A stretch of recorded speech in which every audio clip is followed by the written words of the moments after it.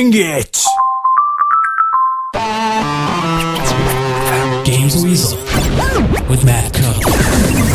Coming up on this week's show, I try not to get bored with Skate 3. I also try not to get sand kicked in my face when I review the new Prince of Persia game. We chat to the developers of UFC 2010 Undisputed, and you can win some exclusive movie-inspired t-shirts from Dark Bunny Tees. But first, here's the news. News. Rumour has it that the PSP 2 is going to be a powerful monster indeed. It's all hearsay, but we're getting reports it's going to have front and back cameras, a touchscreen, and won't have any physical media to go into it. It's also expected to be about half as powerful as the PS3, thanks to its 4-core Cell CPU. Let's just hope the battery lasts more than an hour, eh? New details have just come out concerning the Gears of War 3 characters. Marcus Phoenix is going to learn a new bittersweet secret about his father's fate, and new female character Anya has left her desk job to join the Delta Squad. Apparently, she's a tough, confident fighter ready to tackle anything. Let's just hope she doesn't mind rather large bugs. And finally, Ubisoft's reboot of the Ghost Recon games has been delayed until next year. The new title has been pushed to around Easter time, and this may also delay the multiplayer beta that shipped with Splinter Cell Conviction. I don't mind it slipping, but it better be good. GamesWeasel.com. Review. I'll tell you now that I've never really liked the Skate series of games because I prefer the simple button press controls of Tony Hawk to the flick-it controls of Skate. Yes, the gesture is more like doing a real kickflip, ollie or nollie, but sometimes you have to be deadly accurate with your thumb movements if you want to pull off exactly what's asked of you. Still, I approached Skate 3, putting my preferences aside, and found that it actually is a comprehensive skating game with a couple of new additions that make it the perfect game for people who are into what I think is a very dangerous activity. The game begins with a small movie featuring who I assume are all skaters chopping down trees and making skateboards at a sawmill. The game then starts proper as the Hall of Meat feature is introduced, as a news clip shows you bailing from a rooftop and smashing your face. Cue the Make Your Skater feature as you choose a name and team name as you start your own skateboard company and recruit AI teammates to help you out. New ones are unlocked as you do tricks and complete challenges around the various areas. Now, not much has changed in the game if you've already played Skate 2. The main difference is the team-based challenges and co-op play, and the fact you can jump into online games and the points you earn all count towards your single player score, which really does encourage getting online with your mates. Thankfully, there's also an easy mode if you find being super accurate with the right stick a bit of a problem, and you can set up your own camera to record your tricks and stunts and then post them online for other Skate 3 players to see.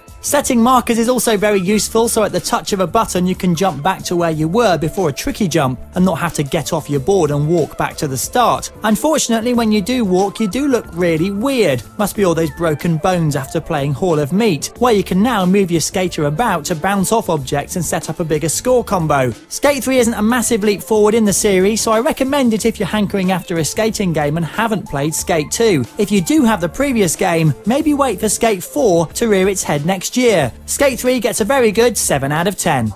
Email us at gamesweasel@btpodshow.com.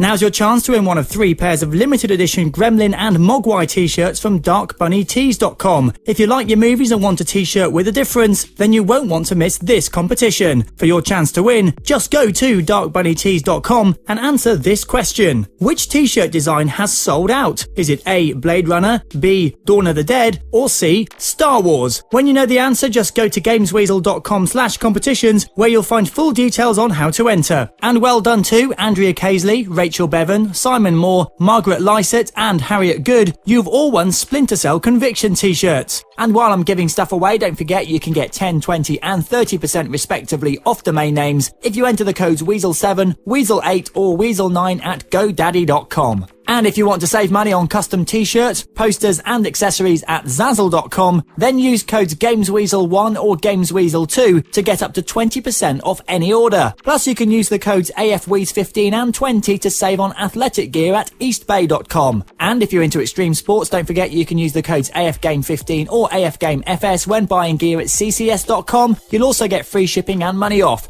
Remember, every time you use those codes, you might one day find your very own prince or princess. GamesWeasel.com. Review.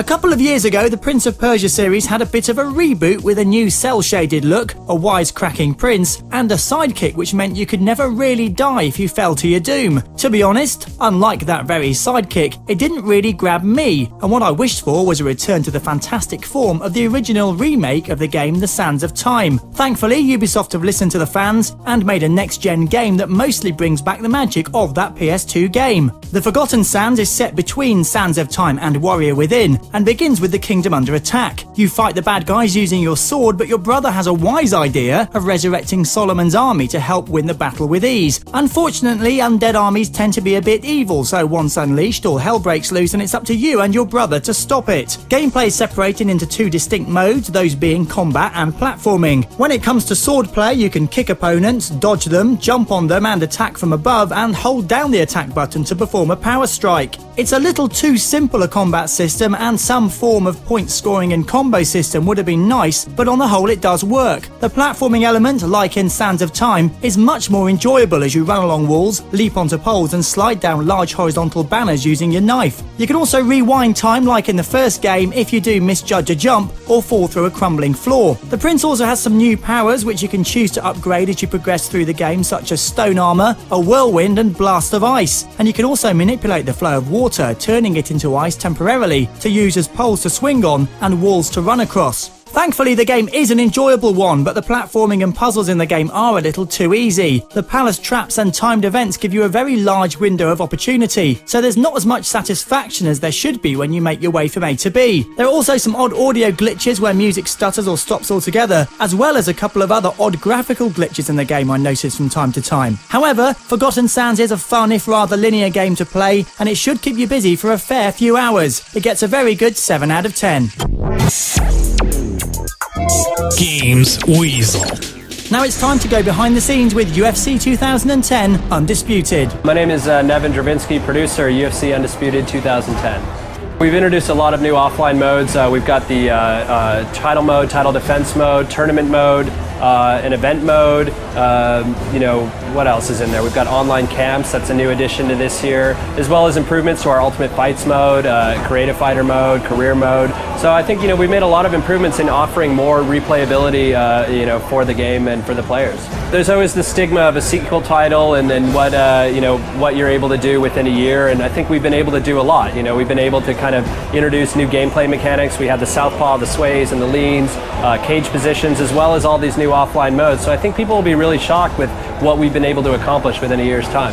This year we really wanted to create a sense of kind of earning your way in. So you essentially fight in the WFA, we kind of treat it as a minor league, and then eventually you get invited into the UFC and play with the big boys, so to speak.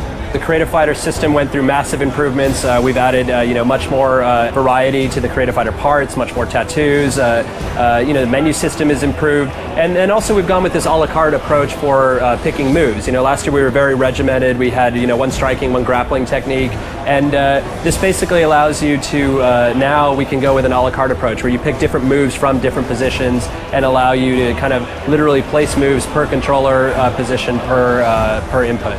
We have our online exhibition as returning from last year. We also have a concept of online camps where you're able to kind of create guilds or clans, if you will.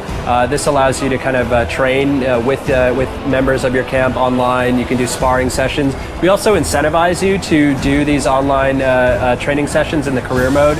You get specific points applied to your character progression by training in your online camp. So you can go out and wreak havoc on the Xbox Live, PlayStation Network communities and go out and represent something bigger than yourself. You're representing a camp and really going out and kind of creating a community within the game. What a bunch of wimps. Only joking. GamesWeasel.com. That's it for another show. Thanks for downloading. Remember, if you do have any questions or tips which you can give me to share with other viewers, then do drop us a line at GamesWeasel.com. The details are there. Until next time, keep those thumbs busy.